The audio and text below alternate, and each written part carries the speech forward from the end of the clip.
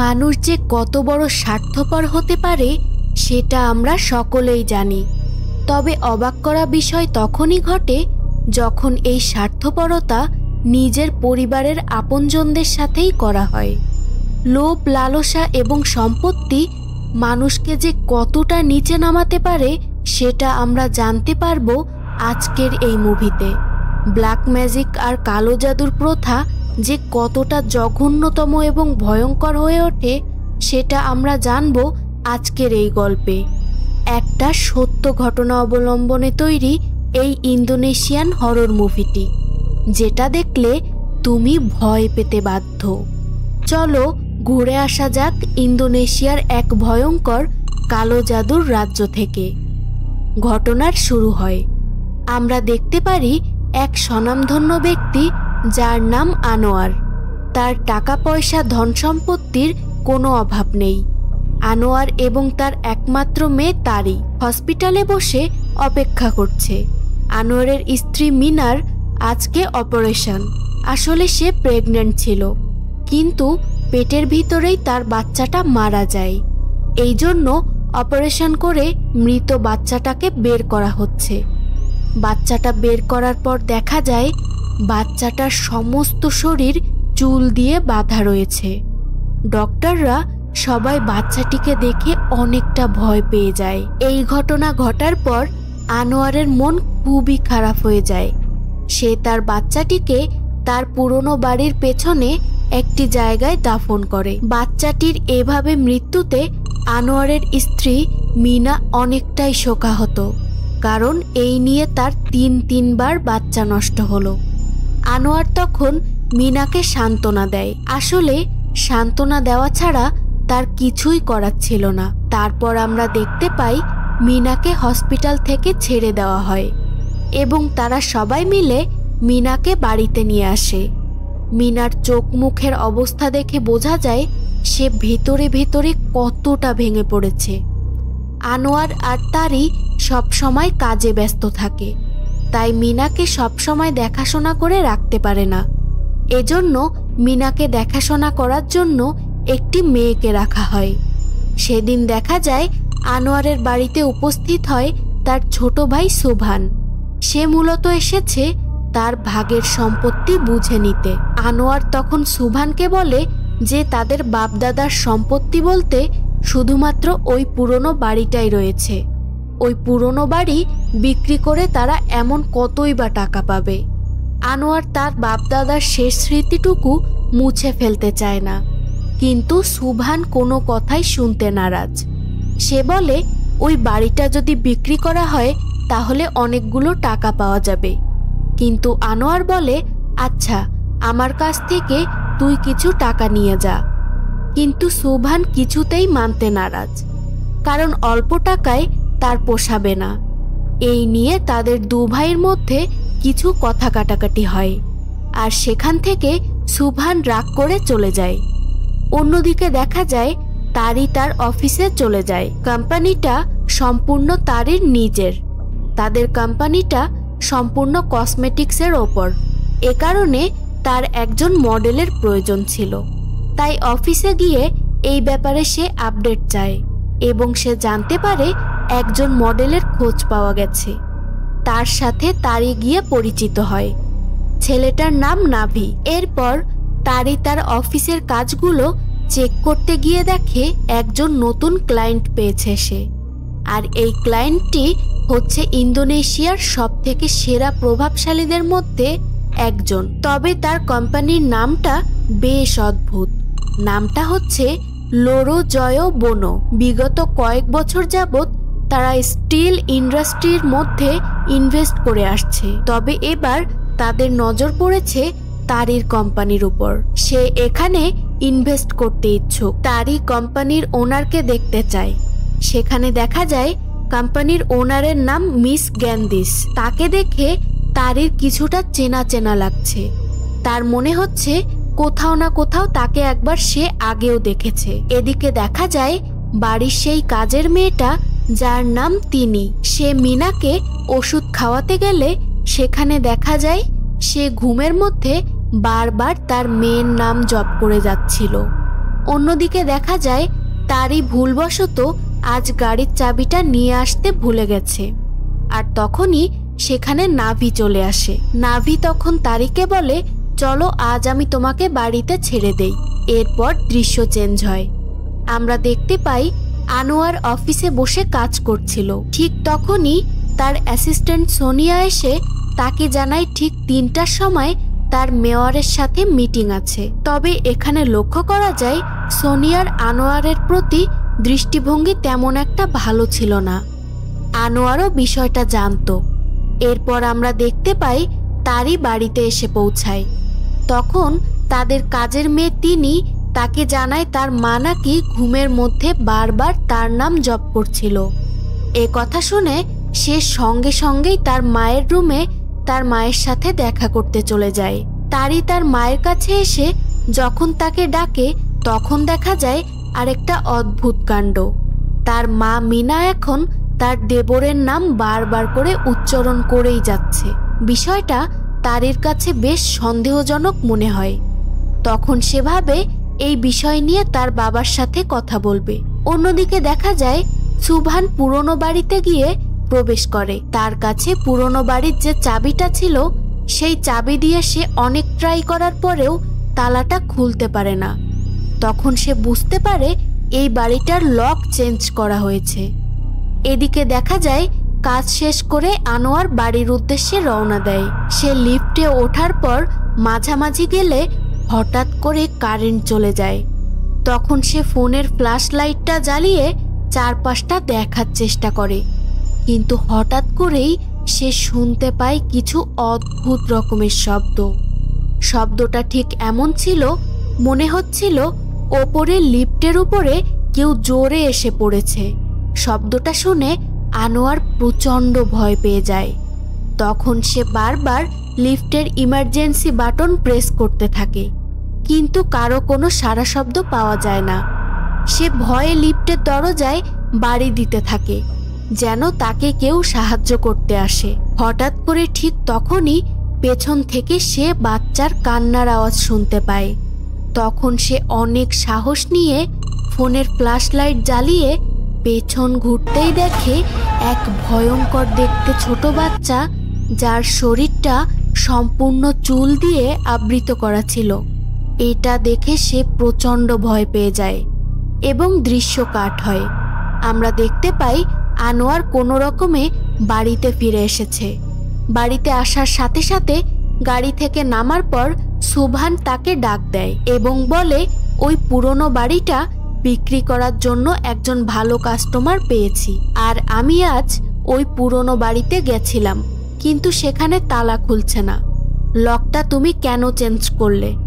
এ কথা শুনে আনোয়ার প্রচণ্ড রেগে যায় এবং তাকে স্পষ্ট জানিয়ে দেয় যে ওই বাড়িটা সে কখনোই বিক্রি করবে না। মনের মধ্যে প্রচণ্ড রাগ আর ক্ষোভ নিয়ে সুবহান সেখান থেকে চলে যায়। বাড়ি আসার পরপরই তারই তার বাবাকে আজকে ঘটে যাওয়া সম্পূর্ণ ঘটনাটা খুলে বলে যে আজকে তার মা ঘুমের মধ্যে তার নাম এবং আঙ্কেল সুবহানের নাম বারবার বলেই যাচ্ছিল।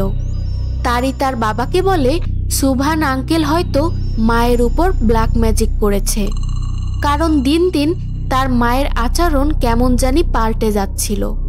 সে ঠিকমতো খাবার দাবার খায় না, একা একাই কথা বলে। এই সমস্ত লক্ষণ একদমই ভালো নয়। তবে আনোয়ার তখন তার মেয়েকে বলে কারো সম্বন্ধে সঠিক তথ্য না নিয়ে কোনো ধারণা করা উচিত নয়। তারপর দেখা যায় বাবা মেয়ে মিলে মিনার ঘরে যায়। তখন তারা দেখতে পায় মিনা একা একাই তার চুলগুলো ছিঁড়ে ফেলছে। মিনার এই অবস্থা দেখে তারা দুজন ভীষণ চিন্তিত হয়ে পড়ে। সুবহানের প্রতি তারের সন্দেহ আরও বেড়ে চলেছে, কিন্তু আনোয়ার তার মেয়েকে আবারও বুঝিয়ে বলে তোমার আঙ্কেল তোমার মায়ের উপর কোনো কালো জাদু করেনি, সে তোমার আঙ্কেল হয়। তাকে নিয়ে কোনো বাজে মন্তব্য করো না, তোমার মা আস্তে আস্তে ঠিক হয়ে যাবে। এরপর তারই তার নিজের ঘরে চলে যায় এবং ল্যাপটপটা ওপেন করে। তখন তার ফ্রেন্ড তাকে কল দেয় এবং নতুন ইভেন্টের ব্যাপারে কথা বলে। ঠিক তখনই হঠাৎ করে তারির ঘরের জানালাটা খুলে যায়। তারই কিছুটা ভয় পেয়ে জানলাটা আবার লাগাতে যায়। তখন সে দেখতে পায় বাইরে তার মা দাঁড়িয়ে আছে। তখন সে মনে করে এত রাত হয়ে গেছে, তার মা এখন বাইরে কি করছে। তারই তখন জোরে চিৎকার করে বলে, মা তুমি বাইরে কি করছো? কিন্তু তার মা কোনো রেসপন্স করে না। তাই সে বাইরে যায় তার মাকে ঘরে আনার জন্য। কিন্তু সেখানে গিয়ে দেখে সেখানে কেউ নেই। তখন সে দৌড়ে তার মায়ের রুমে দেখতে যায় তার মা রুমের ভিতর আছে কিনা। ঠিক তখনই তার বাবা আনোয়ার সামনে চলে আসে। আনোয়ার তাকে বলে তার একটা কাজের জন্য এখনই এয়ারপোর্টে যেতে হবে। তারপর তারই তার মায়ের রুমে গিয়ে দেখে তার মা শুয়ে আছে। এরপর দৃশ্য চেঞ্জ হয়। আমরা দেখতে পারি আনোয়ারের অফিসের কর্মচারী সোনিয়া একজন তান্ত্রিকের কাছে এসেছে। এখানে আসার কারণ হচ্ছে সে আনোয়ারকে তার প্রতি আকৃষ্ট করতে চায়। সোনিয়া অনেক কষ্ট করে আনোয়ারের কিছু চুল জোগাড় করে। তান্ত্রিক তখনই সেই চুলগুলো আনোয়ারের একটা ফটোতে লাগিয়ে সেটা একটা বোতলের ভিতরে ভরে বশীকরণ মন্ত্র পড়তে শুরু করে। তান্ত্রিক তখন বলে এই পানি দিনে 2 বার আনোয়ারকে খাওয়াতে। এতে করে আস্তে আস্তে আনোয়ার তার প্রতি দুর্বল হয়ে পড়বে। সেদিন দেখা যায় তারই তার মায়ের সাথে ঘুমিয়েছিল, কিন্তু মাঝরাতে সে দেখে তার মা বিছানায় নেই। তখন তার কানে শব্দ আসে কেউ যেন অনেক বমি করার চেষ্টা করছে। তারই উঠেই দেখতে পায় তার মা জানলার পাশে দাঁড়িয়ে আছে। তার মায়ের এই অবস্থা দেখে সে তাড়াতাড়ি করে পানি নিয়ে আসে। তবে সে পেছন ঘুরতেই দেখে তার মা জোরে চিৎকার করে ওঠে। তার মা তখন তাকে কিছু একটা বোঝানোর চেষ্টা করছিল। মিনা তখন তার মুখের ভিতরে আঙ্গুল দিয়ে কিছু একটা বের করার চেষ্টা করে। তখন দেখা যায় তার মুখ থেকে এক গুচ্ছ চুল বেরিয়ে আসে। তখন মিনার অবস্থা খুবই খারাপ হয়ে যায়। তার চোখগুলো সম্পূর্ণ সাদা হয়ে যায় এবং হঠাৎ করে সে অজ্ঞান হয়ে পড়ে। এমন অবস্থায় তাকে ইমিডিয়েটলি হসপিটালে নিয়ে যাওয়া হয়। তারপর সেখানে আনোয়ারও চলে আসে। ডক্টর তখন আনোয়ারকে বলে তাকে এখানে কিছুদিন রাখতে হবে। তারই তখন বাড়িতে ফোন দিয়ে তিনিকে বলে তার মায়ের কিছু কাপড় চোপড় নিয়ে আসতে, কারণ কিছুদিনের জন্য তার মাকে হসপিটালে রাখতে হবে। তিনি তখন মিনার ঘরে তার কিছু কাপড় চোপড় নেওয়ার জন্য যায়। তখন সে হঠাৎ করে জানলার বাইরে কোনো একটা বাচ্চার কান্নার শব্দ শুনতে পায়। এমনকি শব্দটা খাটের নিচ থেকেও আসছিল।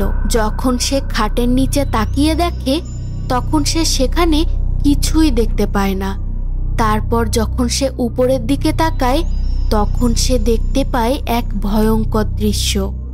তখন সে দেখতে পায় যে সে নিজেই সাদা কাপড় পরে একটি বাচ্চাকে কোলে নিয়ে বসে আছে। বাচ্চাটি খুব ছোট ছিল, অর্থাৎ বাচ্চার বয়স যখন 3 থেকে 4 মাস হয় তখন বাচ্চা যেমন দেখতে হয় ঠিক তেমনি একটা বাচ্চা ওখানে সে নিয়ে বসেছিল। এসব দেখে তার শরীর প্রচণ্ড খারাপ হয়ে যায় আর তার অনেক বমি পায়। সে বমি করতে করতে একটা সাইডে গেলে পেছন ঘুরেই দেখতে পায় আরেকটা ভয়ঙ্কর দৃশ্য। দেখা যায় মিনা একটি রকিং চেয়ারে দুলছে আর তার চেহারা ছিল প্রচণ্ড ভয়ানক। তিনি প্রচণ্ড পরিমাণ ভয় পেয়ে যায় এবং সে তার নিজের রুমে গিয়ে কম্বল মুড়ি দিয়ে শুয়ে পড়ে। এদিকে তারই তিনিকে কল করেই যাচ্ছে, কারণ তার কাপড় চোপড় নিয়ে হসপিটালে আসার কথা ছিল। তিনি ফোনটা রিসিভ করছিল না, কারণ সে অনেক ভয় পেয়েছিল। হসপিটালে তারির সাথে নাভির দেখা হয়। নাভি তার এক আত্মীয়কে হসপিটালে দেখতে এসেছে। তখন নাভি জানতে পারে তারির মা অসুস্থ। তখন আমরা দেখতে পাই হসপিটালে তারির আঙ্কেল সুভানও এসেছে এবং কিছুক্ষণ পর সে গাড়ি নিয়ে আবারও কোথাও একটা চলে যাচ্ছিল। তখন তারি নাভির কাছে রিকোয়েস্ট করে এই লোকটাকে ফলো করতে।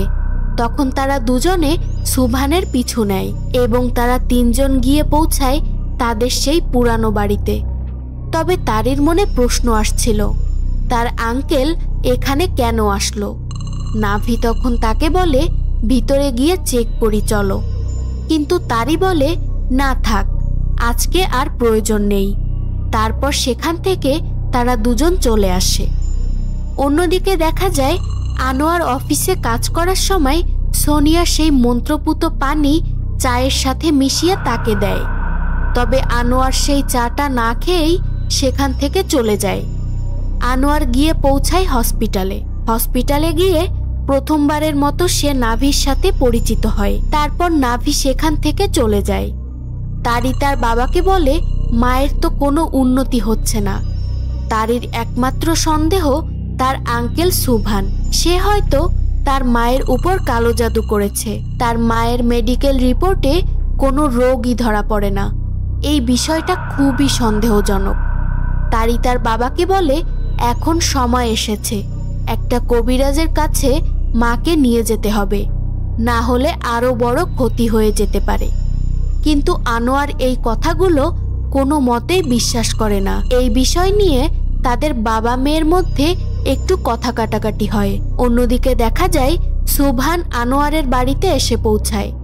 চুপচাপ সে আনোয়ারের রুমের দিকে যেতে লাগে। তবে তখন তিনি তাকে সেখানে দেখে ফেলে। সুভান আনোয়ারের রুমে গিয়ে তন্ন তন্ন করে পুরনো বাড়ির সেই চাবিটা খুঁজছিল। তবে চাবিটা সে খুঁজে পায় না। তিনি তখন আনোয়ারের রুমে প্রবেশ করে, আর তখন সুভান তাকে দেখে ফেলে। অন্যদিকে দেখা যায় নাভি তাদেরই সেই পুরনো বাড়িতে চলে যায়। তবে আমরা বুঝতে পারি না তার এখানে আসার উদ্দেশ্যটা আসলে কি ছিল। সম্পূর্ণ বাড়িটা জুড়ে টর্চ দিয়ে সে কি যেন একটা খোঁজার চেষ্টা করছিল। এক পর্যায়ে সে সেখানে চলে আসে যেখানে মিনার মৃত সন্তানকে কবর দিয়েছিল আনোয়ার। নাভি তখন সেখানে মাটি খুঁড়ে বাচ্চাটিকে বের করে।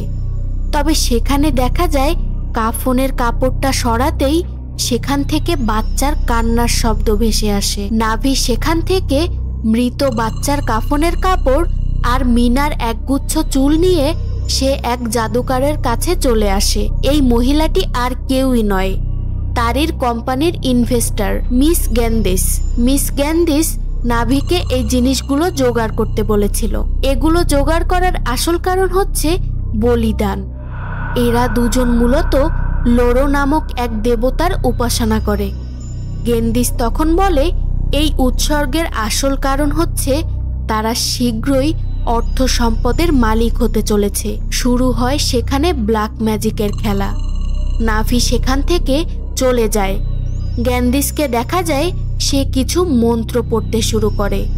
আর অন্যদিকে দেখা যায় মিনা হসপিটালে কাফনের কাপড় দেখতে পায় এবং সেই কাফনের কাপড়টাই মিনাকে আঁকড়ে ধরে। এই কালো জাদু এতটাই মারাত্মক ছিল যে দূরে বসে মিনার উপরে রিয়াকশন করা যাচ্ছিল। তখন দেখা যায় মিনার শরীরের হাড়গোড় এক এক করে ভাঙতে শুরু করে। তাকে দেখে মনে হচ্ছিল ভেতর থেকে তার শরীরের হাড়গোড় সবকিছু দুমড়ে মুচড়ে যাচ্ছে। এক পর্যায়ে মিনা হসপিটালে ভয়ানকভাবে মারা যায়। এই ঘটনাগুলো ঘটার সময় তারই বাইরেই ছিল। সে ভাবতেই পারেনি ভেতরে তার মায়ের সঙ্গে এসব হচ্ছে। মিনার মৃত্যুর খবর পেয়ে আনোয়ার সেখানে দৌড়ে চলে আসে। তখন সেখানে দেখা যায় ডক্টররা চাচ্ছিল এই কেসটির তদন্ত করা হোক, কিন্তু আনোয়ার ডক্টরদের বলে এইসব নিয়ে সে আর কোনো ঝামেলা চাচ্ছে না। এমনিতেই তার মেয়ে অনেক ডিপ্রেসড হয়ে পড়েছে। দাফনের আগে তারই তার মায়ের লাশটা শেষবারের মতো দেখতে যায়। তখন তার চেহারার এই অবস্থা দেখে সে প্রচণ্ড ভয় পেয়ে যায়। সাধারণভাবে কোনো মানুষ মৃত্যুবরণ করলে তার দেহ এত তাড়াতাড়ি পচে না, কিন্তু তার মায়ের দেহটা তখনই পচতে শুরু করেছিল। তার মায়ের পাশেই রাখা ছিল একটি লাশ ফ্রিজার। সেই লাশ ফ্রিজারের ভেতর থেকে একটা আওয়াজ আসতে শুরু করে। তারই তখন এক পা দুপা করে ভয়ে ভয়ে সেখানে এগিয়ে যায় এবং সেখানে গিয়ে দেখে এক ভয়ঙ্কর দানব। এটা দেখে সে ভীষণ পরিমাণে ভয় পায়। এরপর দেখা যায় মিনার দাফন কাফনের কাজ শুরু হয় এবং এক পর্যায়ে দাফনের কাজ শেষ হয়। দেখা যায় তারের ভেতরে এক অন্যরকম ভয় কাজ করছে। দাফন শেষ হলে সুভান সেখান থেকে চলে যায়। সুভানের কাছেও এই বিষয়গুলো একেবারে অলৌকিক মনে হচ্ছিল। তবে আজ রাতে সে তার পুরনো বাড়িতে যায়। তখন সে একটা পচা গন্ধ পাচ্ছিল। তারপর সে বাগানের দিকে যেতেই সেখানে দেখতে পায় গাছের ডালের সাথে সেই বাচ্চাটিকে ফাঁসিতে ঝুলিয়ে রাখা হয়েছে এবং সেখান থেকেই পচা দুর্গন্ধ বের হচ্ছে। তবে সুভান আজ সম্পূর্ণ প্রস্তুতি নিয়েই এসেছে যে আজ যেভাবেই হোক তালাটা ভেঙে সে ঘরে ঢুকবেই। অবশেষে দরজাটা ভেঙে সুভান বাড়ির ভেতরে প্রবেশ করে। একটা রুমে গিয়ে সে অনেকটা অবাক হয়ে যায়। সে দেখে একটা টেবিলের উপর কিছু কালো জাদুর সামগ্রী রয়েছে। পাশে থাকা আলমারির ভেতরে অনেকগুলো জারের মধ্যে অনেক মানুষের চুল রাখা ছিল। সুভান অন্য রুমে প্রবেশ করতে গেলেই সেখানে তারি এসে তার মাথায় বাড়ি মেরে তাকে অজ্ঞান করে দেয়, কারণ সে তার আঙ্কেল সুভানকেই সন্দেহ করছিল। অন্যদিকে দেখা যায় আনোয়ার তাড়াহুড়ো করে কোথায় যেন যাচ্ছিল। সুভানের জ্ঞান ফিরলে সে দেখে তাকে বেঁধে রাখা হয়েছে এবং তারি তাকে অনেক গালাগাল করছে। তারি বলে শুধুমাত্র সম্পত্তির জন্য সে কিভাবে তার এত বড় ক্ষতি করতে পারল। তারি আরো বলে পাশের রুমে সে অনেকগুলো ব্ল্যাক ম্যাজিকের সামগ্রী দেখেছে। এই কাজগুলো তুই কি করে করতে পারলি? সুভান তারিকে কিছু একটা বলার চেষ্টা করছিল, কিন্তু তারি তার কোনো কথাই শুনতে রাজি ছিল না। তখন সুভান রেগে গিয়ে জোরে জোরে চিৎকার করে বলতে শুরু করে, আজ যে তোদের অর্থ সম্পদ রয়েছে না, এগুলো একদিনেই চলে আসেনি। তোর বাবা ব্ল্যাক ম্যাজিকের মাধ্যমে এত অর্থ সম্পদের মালিক হয়েছে। এর উত্তরে তারি বলে তার বাবা আজ এই অবধি এসেছে সেটা তার নিজের যোগ্যতায় এসেছে। সুভান এই কথা শুনে তারিকে বলে, দরজার দিকে তাকিয়ে দেখ, আমি দরজা ভেঙে এই ঘরে প্রবেশ করেছি। একমাত্র তোর বাবার কাছেই এই বাড়ির চাবি রয়েছে। তোর বাবা লোভী মানুষ, অর্থ সম্পদের জন্য সে অনেক নিচে নামতে পারে। অন্যদিকে দেখা যায় আনোয়ার গ্যান্দিসের বাড়িতে গিয়ে পৌঁছায় এবং চিৎকার করে বলে, তুই আমার স্ত্রীকে কেন খুন করলি? গ্যান্দিস তাকে জানায় এইসব হচ্ছে তোর নিজের কর্মফল। এটা বলতে বলতে গ্যান্দিস তার রুমের দিকে যায়। তার রুমের দিকে যাওয়ার পথে লোরো দেবতাকে সে প্রণাম করে, কিন্তু আনোয়ার এই কাজটা করেনি। আনোয়ার বলে এই মূর্তিটাকে সে দেখতে চায় না। এটার উত্তরে গ্যান্দিস তাকে জানায় সফলতা পাওয়ার পরে সবাই এমনটাই বলে। অন্যদিকে তারি তার আঙ্কেলের কথা শুনে পাশের রুমে গিয়ে সেই আলমারিটা চেক করে এবং সেখানে সে একটা পুরানো বই খুঁজে পায়। যে বইটার উপরে নাম লেখা ছিল লোরো জয় বনো। এই নামটা সে আগেও শুনেছে। তাই তখনই সে তার অফিসের ফ্রেন্ডকে কল করে এবং তার কাছ থেকে সেই কোম্পানি এবং সেই কোম্পানির ওনারের সব তথ্য নিয়ে নেয়। অন্যদিকে আনোয়ার গ্যান্দিসের সাথে ঝগড়া করছিল যে সে কেন তার স্ত্রীকে খুন করলো। গ্যান্দিস তখন তাকে বলে সে অর্থ সম্পদ পাওয়ার পর সে তার ওয়াদা ভুলে গেছিল। মুভির আসল টুইস্ট এখানে জানা যায়। আসলে আনোয়ার অনেক দরিদ্র ফ্যামিলি থেকে এসেছিল। টাকা পয়সার কারণে সে তার মায়ের চিকিৎসা পর্যন্ত করাতে পারেনি। মেয়ের ইউনিভার্সিটির ভর্তির খরচ, তাছাড়া সব দিক থেকেই তার টাকা পয়সার অনেক দরকার ছিল। তখন তার পরিচয় হয় গ্যান্দিসের সাথে। গ্যান্দিসের চুক্তি ছিল আনোয়ারের বংশধর থেকেই ভ্রূণ সহ মাকে স্যাক্রিফাইস করতে হবে। আনোয়ার জানায় সে একজনকে বেছে নিয়েছিল, হয়তো কিছুটা সময় লাগতো, কিন্তু এর আগেই তুমি কেন আমার স্ত্রীকে মারতে গেলে? স্যাক্রিফাইসের জন্য আনোয়ার বাছাই করে রেখেছিল সোনিয়াকে। ওদিকে সোনিয়াও তো আনোয়ারের উপর বশীকরণের কালো জাদু প্রয়োগ করেছিল, কিন্তু উল্টো সে নিজেই কালো জাদুর শিকার হয়ে যায়। তখন আমরা দেখতে পাই হসপিটালে সোনিয়া প্রেগনেন্ট অবস্থায় বসে আছে। তার পেটের বাচ্চাটাও নষ্ট হয়ে গেছে। এখন একটা নার্স তাকে নিতে আসে। সে নার্সের হাতে একটা ভ্রূণ দেখতে পায় যেটা দেখে সে জোরে চিৎকার করে ওঠে। অন্যদিকে দেখা যায় তারিদের বাড়িতে তারির মাকে যে দেখাশোনা করত সে প্রেগনেন্ট। সে বমি করছিল তখন। ওদিকে দেখা যায় তারি সেই বইটা পড়ে তার আঙ্কেলের কাছে চলে আসে। সুবহান তখন তাকে বলে, তুই কি মনে করেছিলি আমার কাছে চাকরি ছিল না বলে আমি তোর বাবার কাছে হাত পাততাম? আনোয়ারের কাছে আমি কখনো হাত পাতিনি, আর পাতবও না। আমি শুধু চেয়েছিলাম আমাদের এই বাপ দাদার ভিটা বিক্রি করে এখানে একটা স্কুল করতে, কারণ এই বাপ দাদার ভিটা তো আর কালো জাদু দিয়ে তৈরি করা নয়। তোর বাবা কালো জাদু দিয়ে তার অর্থ সম্পদ তৈরি করেছে। তোর যদি বিশ্বাস না হয় তাহলে বাইরে গিয়ে দেখ, তোর মায়ের সেই বাচ্চাটা একটা গাছের ডালে ফাঁসি দিয়ে ঝোলানো রয়েছে। অন্যদিকে নাভিকে দেখা যায় সে মিনার কবর থেকে কাফনের কাপড়টা নিয়ে চলে আসে। এরপর আমরা দেখতে পাই বাড়িতে তিনি একা রয়েছে এবং তার উপরেও অ্যাটাক হয় কাফনের কাপড় দিয়ে। সে অনেক কষ্টে একটা রুমের ভিতর গিয়ে নিজেকে বন্দি করে নেয়, কিন্তু তখনই দেখা যায় ওপরে সিলিং ফ্যানে একটা বাচ্চার মৃতদেহ ঝুলছে, আর সেখান থেকে এক গুচ্ছ চুল বেরিয়ে এসে তিনির গলায় ফাঁসির মতো আটকে যায়, আর সেখানেই সিলিং ফ্যানে তার মাথা থেতলে যায়, আর সেখানেই তিনির মৃত্যু হয়। অন্যদিকে সুবহান তারিকে সেই বাগানে নিয়ে যায় এবং সেখানে তারিকে সে জানায়, তোদের বাড়িতে যে কাজ করত তাকে আমি ভালোবাসতাম, কিন্তু সেদিন আমি যখন তোদের বাড়িতে গেছিলাম এই পুরনো বাড়ির চাবি আনতে, তখন তিনি আমাকে বলে সে প্রেগনেন্ট। তিনি আরও বলে তার অনেক টাকার প্রয়োজন ছিল। আনোয়ার তাকে একটা অফার দিয়েছিল। আনোয়ার বলেছিল তার একটা বাচ্চা দরকার, তাই তিনি তখন সেই অফারটা অ্যাকসেপ্ট করে, আর সে আনোয়ারের বাচ্চার মা হয়। এভাবে আনোয়ার যে কত মানুষের ক্ষতি করেছে তার কোনো ঠিক নেই। তোর মা এসব কিছু একসময় বুঝতে পেরেছিল, কিন্তু কালো জাদুর প্রভাবে সে কাউকে কিছু বলতে পারছিল না।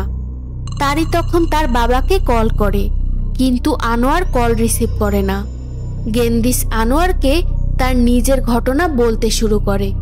সে বলে, আমি খুবই গরিব পরিবারের একটা মেয়ে ছিলাম।